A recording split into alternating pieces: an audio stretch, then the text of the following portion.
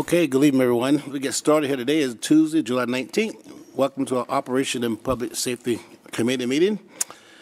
Melissa, let's do roll call, please. Council President Boyce. Here. Councilmember Fincher. Here. Councilmember Kaur. Here. Councilmember Larmer. Here. Councilmember Michaud. Here. Councilmember Thomas. Here. And Councilmember Troutner. Here. Okay, we got 4 items on our agenda for tonight. Already gone through the first 3. The next one is for approval of the minutes from June 21st. Mr. Chair, I would move for the approval of the minutes. Second. Got a motion and a second. Any discussion? Seeing none, all in favor, signify by saying aye. Aye. All opposed, let the record show unanimous pass. Okay, let's move on to item 4B, payment of the bills. Mr. Chair, I'd move for payment of the bills. Second. Motion and a second. Any discussion? Seeing none, all in favor, signify by saying aye. Aye. All opposed, let the record show unanimous pass. Let's move on to 4C, is agreement between Prime Electric LLC for City Hall Uninterrupted Power Supply Authorize. Brian. Thank you, and good evening, Council President, members of the Council. Brian Rambonga, PMO Supervisor with your Information Technology Department. I'm here to present for authorization and agreement with Prime Electric LLC at a total cost not to exceed $170,000. The Kent City Hall Uninterruptible Power Supply, UPS for short, has served its useful hardware life cycle and is in need of replacement. This UPS system is technology equipment that provides emergency power to the Kent City Hall data center when its main power source fails, voltage drops, or rises to an unsuitable level. In evaluating suitable replacement options, IT staff selected a system supplied by Prime Electric LLC. Because of the reliability, reputation of their hardware, professional services, and customer support, in selecting Prime Electric LLC as our preferred vendor, city bidding requirements were met leveraging the MRSC rosters, small work roster public works for projects process, which is a roster service that provides a membership database used by participating Washington public agencies. That concludes my presentation. With that, happy to answer any questions. Thank you, Brian. Any question for Brian, team? I just have a comment, if I may, Please. Mr. Chair. Please. Brian, we received, the minutes before this. We've read all the reports. You don't have to read that word for word to us because we've gone over it already. But if you can shorten it or what's a good word for it? Simplify it. Yeah, simplify would be good for us. But do you understand what I'm saying? Well, yeah. Totally. I appreciate your report, though. I do. And I have no objections that I would move that we, are you ready for a motion? Yes, sir. After you just started, young man. Yeah, go ahead. I know. Yes. I'm okay, Council President. All good. Okay. And I think this is your first time in front of us, too. You've been here before. But Oh, you've been here before. Okay. Well, that shows you have a short memory. make the motion, Councilmember Thomas. Thank you.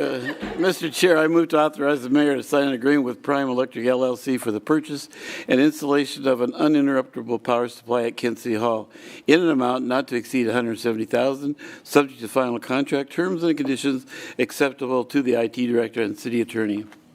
Second. Motion and a second. Are there any more discussion? Seeing none, all in favor signify by saying aye. Aye. All opposed, let the record show unanimous pass. Sorry, Brian. All good, sir. Appreciate You it. good. Thanks, Thank you so Brian. much. Appreciate it, bud. Okay, we'll move on to item number D, emergency ordinance. How you pronounce your first name? Like the mustard with a B. Bijan. Bijan. Like the mustard. I like that. Got it. My favorite. Yes. Yes. So I'm here for the emergency criminal code update. So the criminal code update you have all seen before. We do this periodically. The state creates new laws. We are responsible for enforcing some of them. So the misdemeanors, the gross misdemeanors, and the Class C felonies, which people attempt but don't necessarily succeed at, we prosecute. So there's a lot of different crimes. I'm not going to go into all of them. We're here for an emergency, though, because there's sort of a novel challenge of the municipal court saying we lack subject matter jurisdiction because we've not specifically listed each one yet for the laws that went into effect at the beginning of the month. The code revisor only updated their website, I think, like a week and a half ago. But in any event, our code does allow for us to enforce any RCW, misdemeanor, gross misdemeanors, or Class C felonies that the state might create. We just go through and specifically list them out for the convenience of our residents. But because there is a challenge, we don't want there to be any possible confusion or ambiguity, so we are bringing this as an emergency to be effective retroactively beginning of the July 1st. And this to be in line with state laws, right? Yes, this is all state law. There was one repeal, a few repeals, but yeah, just shifts in state law. Okay. Okay, any question, team? All right, Okay, seeing none, can I have a motion, please? I will, but before I did that, poor Brian left. I'm sorry. Oh, gosh. Mr. Chair, I recommend council declare an emergency and adopt ordinance number 94436, amending chapter 9.02 of the Kent City Code to incorporate new crimes adopted by the state during the 2021 and 2022 legislative session. And a motion and a second, any discussion? Basically, this just gets us in tune and in line with the state's regulations, so it's pretty easy, so. Yep. Okay, all in favor signify by saying aye. Aye. Aye. All opposed? Let the record show unanimous pass. Thank you for your time, sir. Okay, Good summary. moving on. So, item E. Some medication. Mr. Chair, it's some medication. Sorry. Chris Hill, please, sir. Team, we'll get through this here, trust me. Chris. Thank you. Good afternoon, Council President, members of the City Council. This is the kind of semi-annual update of our insurance programs that renew July 1. Most important is the property insurance program. See if I can get this thing right. Oh, there we go. The premium increase that we ended up with was less than what had been expected. I was informed early on that it was looking like it was going to be 20 to 25%. Yeah, I remember. It ended up being 16.8%.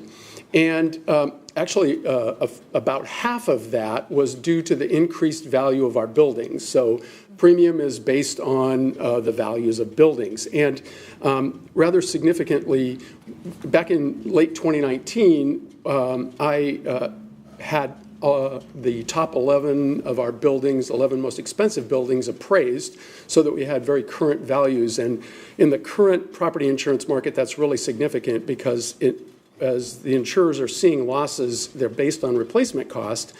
And if you haven't sort of continued to update your values appropriately, they're going to be paying a lot more than what they were getting premium for. So when we went out to the market this year, we were able to share those appraisals with the property insurers that we were up to date on all of our really most expensive buildings, and that resulted in actually a lower premium increase, but again, the values we had increased. So ended up at 16.8% there. The overall market, however, for property insurance continues to really suffer a lot of losses, and this next chart really demonstrates that.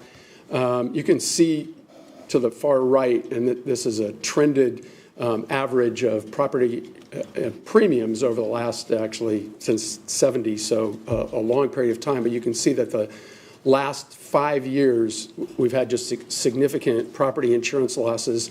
4 of the last 5 very sort of weather-related incidents are causing a lot of those losses. The green in those bars are weather-related incidents. So hurricanes, earthquakes, those sorts of things are really causing the property insurance market a lot of problems. We had you may recall, we did have a property insurance loss that occurred in December. There was a fire in the generator building. And our insurer has cooperated with us on the repairs to that generator. It looks like the total cost is going to be around $130,000. Our deductible is $100,000, so they'll have paid about $30,000. Nothing they're particularly concerned about at all. The program itself is virtually exactly like what it was last year. So no changes other than the layer from 25 million up to 150 million. One of the insurers opted not to participate, and so we got another insurer to jump in that spot, but it doesn't affect the program in any way. We were able to retain the amount of earthquake and flood coverage that we have across our program at 25 million, all within that increase of premium that we had. So really not much newsworthy on the property insurance side. We renewed a couple of other programs. The crime and fidelity program was a 6% premium increase, which really was not a significant number at all. That ends up being $550 for that amount of increase. And then, interestingly, the drone liability insurance program that we have, there was a fairly significant increase in that, but that was due not to any losses within our program, but the drone business has grown so much. There have been some losses out there, and so they're sort of increasing everyone's premiums. Ours went up by $1,400. So again, not a big number in the scheme of things, but on a percentage basis, it went up a bit. And then finally, as I did last year, I just wanted to give a little information, kind of a projection in a very cloudy crystal ball about what we might be looking at in January in terms of a couple of our renewals, specifically the liability renewal. First, there's been some stabilization within that market, still not fully rebounded from some of the losses that they're seeing out there. There have been a lot of continue to be some significant verdicts and settlements. You may have read recently about a local settlement. Pierce County settled on the Manuel Ellis matter for $4 million. They actually only had 2 deputies at the scene, none of whom even participated in the actual arrest and then ultimate death of Manuel Ellis. So, but they paid $4 million. So I would expect that the city of Tacoma, which continues to be involved in that litigation, is going to pay substantially more than $4 million in that particular case.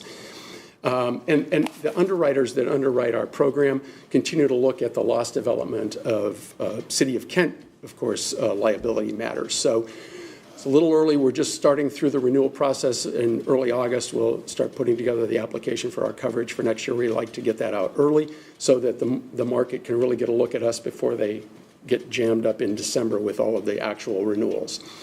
And then on the cyber side, ransomware continues to really be a significant issue for particularly government entities. There are some other vulnerabilities that have come to light lately. Our folks, I just really want to point out the terrific job that our IT staff, particularly our security folks, James Endicott and Joe Bennett, do with our own cybersecurity. They were able to, as you probably became aware, we now have multi-factor authentication that went into effect. That was huge for us. It got us insurance coverage that we didn't have. Okay. We were able to increase the amount that we had as a result of that for no additional premium. So that really we have a better program today than what we had on January 1, again, as a result of the work that those folks do for us. They just can't say enough good stuff about them. With that, any questions about the renewal? Kristen, is the drone liability, are they crashing? What's causing the liability to go up, or what's causing that? Do you know? It would be drones actually crashing into things, yes, being piloted poorly, that sort of thing, and resulting in either damage to property or potentially injury to someone that a drone struck, yes. And significant, do we use drone that from scale of 1 to 10? Do we have a lot of drones out there?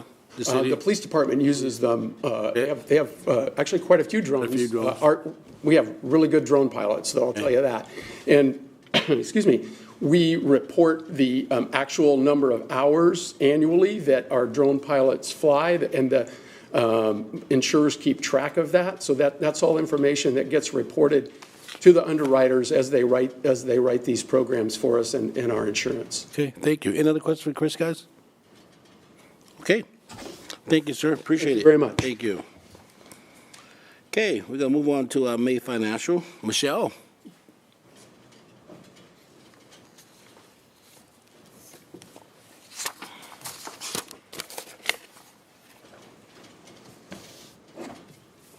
Hi.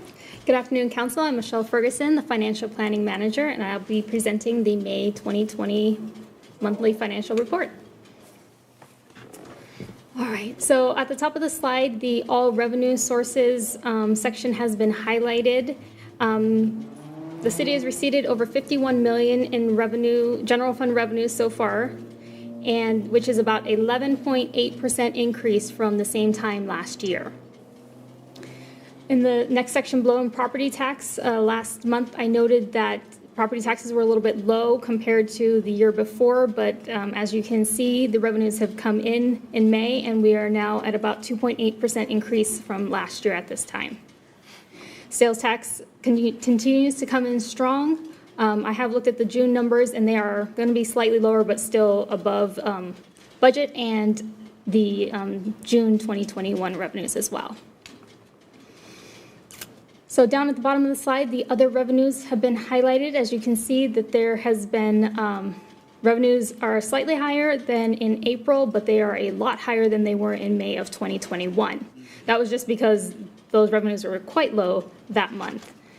Here on this slide, you can kind of see the comparison, the variance between 2021 and 2022. In every category except for two, we are seeing increases from 2021.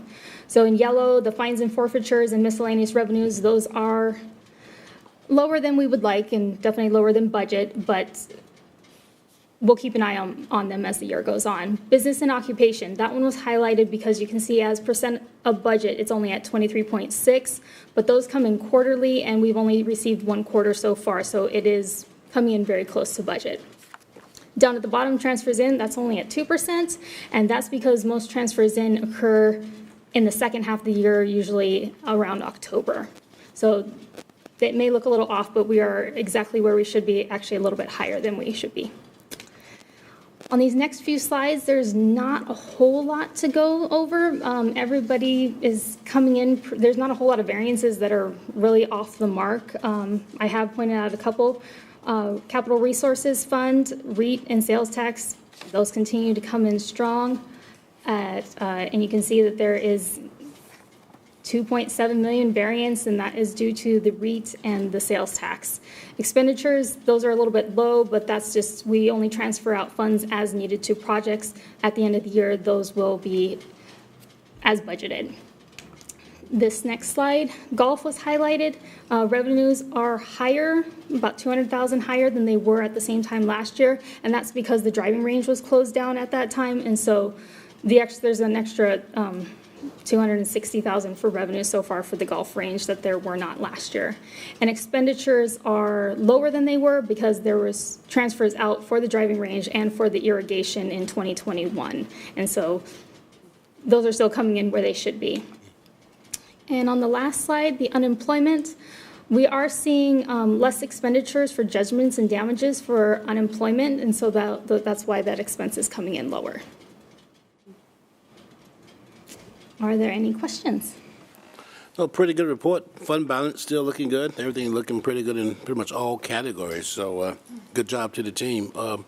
Any question, guys, regarding the report? Okay. Thanks, Michelle. Thank you.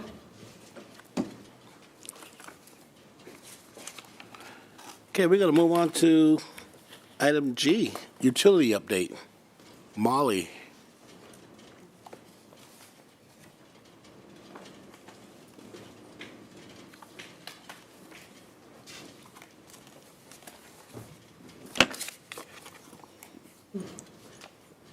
All right.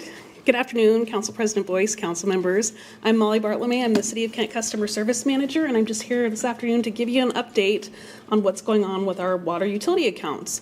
I was here previously in January and March, and so kind of hitting on those same topics.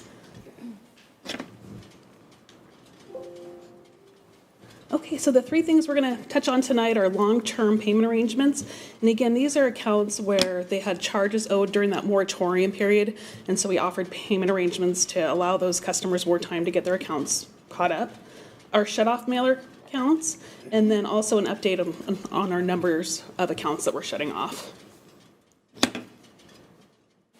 So starting with long-term payment arrangements, this has been one of those things where, we started with a number and definitely more and more customers were applying for them. So at our highest count of payment arrangements, we were at 185. As of the end of last week, I was really excited to see we were down to 121, and actually over the last couple of days, I think we've even cleared out a couple more. So we're excited about that. Some of the reasons we're seeing that is we're seeing a lot of customers have a lot of success getting pledges. MSC, for example, I think they've given almost 40 pledges, not all necessarily to payment arrangement accounts, but some of those pledges are up to $2,500. So sometimes it just knocks out their whole arrangement and brings them current. Not everybody, there's some with some high balances, but that definitely makes a big dent in those. We've seen some of these properties sell. So during the closing process, those utilities get paid. And then I think some customers that just have the means to pay it, they're just kind of tired of being on the arrangement. So they're just paying it off. Of all those payment arrangements, we have had over 50 accounts that have been delinquent and have been shut off once. We've given them all the one-time opportunity to bring their account current. Typically, once you're shut off, you do have to pay in full.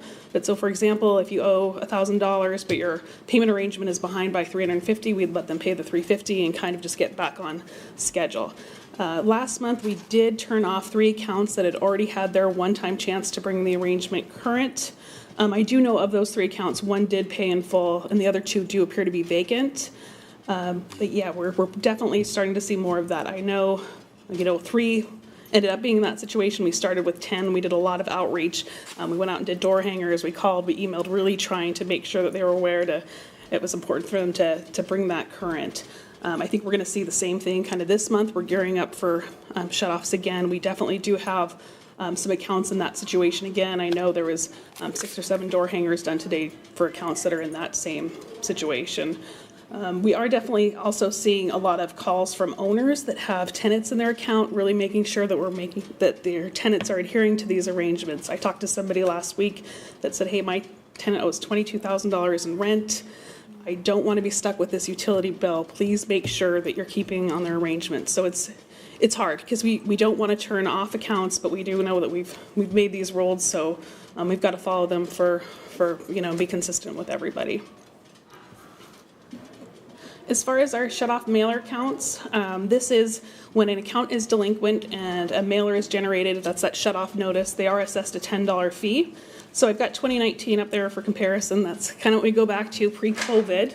And then we started this process in February where we started adding the fee again. Part of me wishes I was here in May because I was feeling a lot more optimistic. Back in May, you could see our numbers were definitely trending in the right direction. In June, we saw them kind of pop up a little bit. And then July, pretty significant increase. We can never know for sure. I do think from customer conversations, I think, the cost of goods, we've all seen that. I think that's kind of impacting people's ability to pay these. I think that's probably the biggest driver. Also, maybe with the 3-day weekend and the timing of when that bill was due, that could have had a little impact too. But we'll definitely be watching that pretty closely because we'd really like to see those start going the other way again. As far as our actual water shutoffs, the criteria for shutoff is, again, those accounts that are really delinquent on their payment arrangements. And then our standard practice pre-COVID was you're subject to shutoff when you're 2 months delinquent. When we started shutting off again, we wanted to kind of do a slow return to normal. So if you go back to January, we really started with accounts that were 4 months delinquent and then moved to 3 months delinquent. So when we look at those numbers up there, that in no way reflects the number of accounts that were subject to shutoff. Again, it's that kind of slow return to normal. In June, we chose to, we were at accounts that were 3 months shut off, and we really focused on half our payment arrangements and really tried to work on getting those accounts caught up. So, again, pre-COVID, we were at about 100 accounts were shut off a month. So we're just kind of really trying to play that, get back to normal. But again, what is staff capacity? The last thing we want to do is turn off so many accounts that we don't have enough staff to take the payments and have the meter readers get back out there and turn them on. But again, it is that kind of slow return to normal, making sure customers know that they can't really let these fall too far behind. But again, doing what's right for the customer and the staff to make sure that we're managing all that correctly. So at this time, if anyone has any questions. Just a comment, I really appreciate the effort the team is doing, really trying to work with the customer. It sounds like they're really reaching out quite a bit, trying to make things easier under the condition that we under. So I really appreciate that. Do I have any questions, comments here? Councilmember Michaud? Thank you, Council President. Molly, I'm wondering, what do we do about the sewer bills? You can't turn that off.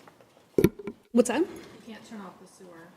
We can't turn off the sewer. We don't do that. So a big portion of our city, depending on where you're located, not everybody has a water account. So, we've got different utilities out there. So we have a lot of accounts that are like sewer drainage only. So we can't do collection through water turnoff. So for those accounts, they are liened. So we've been very sure starting up the lien process again. So everyone gets a pre-lien letter 30 days before those are filed to give them the opportunity to bring the account current before that lien is filed. So we can't shut off those, but we do file liens, and those stay with the property to make sure that we can collect those funds. Okay. Councilmember Thomas, followed by Core. Thank you, Mr. President. Molly, so with the way the economy's kind of heading right now and the high cost of inflation, et cetera, do you anticipate more of these shutoffs happening? Because people just can't afford it. They're cutting back on a lot of stuff. They are. I know I was answering the phones a little bit last week, so it's kind of nice to hear what's going on. And definitely we've heard that, their cost of their other utilities are rising. Of course, we've all seen gas and groceries. So it is concerning, definitely, because it feels like people may necessarily be in a better position a couple months from now than they are now. So if we're kind of starting to see these numbers, it does make you concerned what that's going to look like in the future.